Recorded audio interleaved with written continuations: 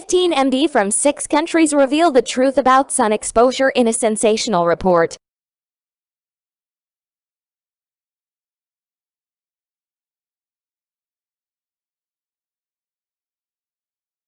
Insufficient sun exposure has become a real public health problem. This article aims to alert the medical community and public health authorities to accumulating evidence on health benefits from sun exposure, which suggests that insufficient sun exposure is a significant public health problem. Studies in the past decade indicate that insufficient sun exposure may be responsible for 340,000 deaths in the United States and 480,000 deaths in Europe per year, and an increased incidence of breast cancer, colorectal cancer, hypertension, cardiovascular disease, metabolic syndrome, multiple sclerosis, Alzheimer's disease, autism, asthma, type 1 diabetes, and myopia. Vitamin D has for long been considered the principal mediator of beneficial effects of sun exposure.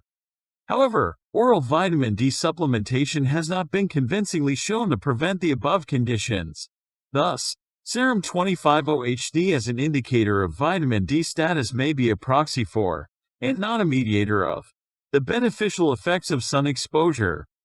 New candidate mechanisms include the release of nitric oxide from the skin and direct effects of ultraviolet radiation, UVR, on peripheral blood cells. Collectively, this evidence indicates it would be wise for people living outside the tropics to ensure they expose their skin sufficiently to the sun. To minimize the harms of excessive sun exposure, great care must be taken to avoid sunburn, and sun exposure during high ambient UVR seasons should be obtained incrementally at not more than 5 to 30 minutes a day, depending on skin type and UV index, in season appropriate clothing, and with eyes closed or protected by sunglasses that filter UVR. Most research on the health effects of the sun has focused on skin cancer. Many ecologic studies that show an inverse relationship between vitamin D status and a wide range of diseases have suggested beneficial health effects from solar exposure that have been widely attributed to vitamin D. However, supplementation studies have, in general, not supported vitamin D as causal.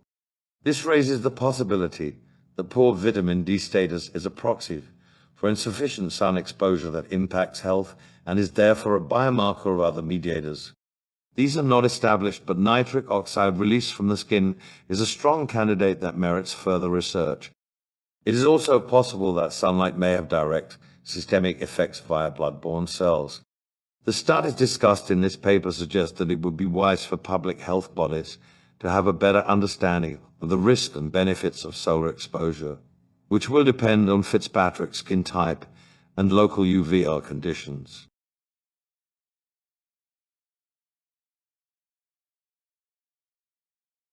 Current guidelines for solar UVR exposure are based on vitamin D synthesis.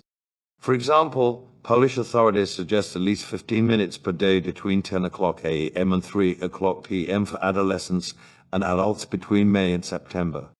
A study based on a UK climatology model recommends 13 minutes, depending on latitude, lunchtime exposure between March and September in season-appropriate clothing.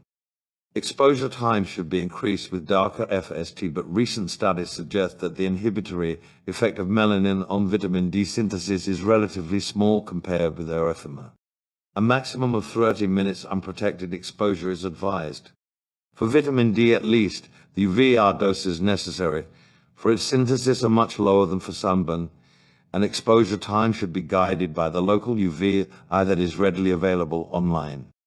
There is no advantage with excessive exposure, as a complex of photochemical reactions limits the production of pre-vitamin D that reaches a maximal level in a relatively short time.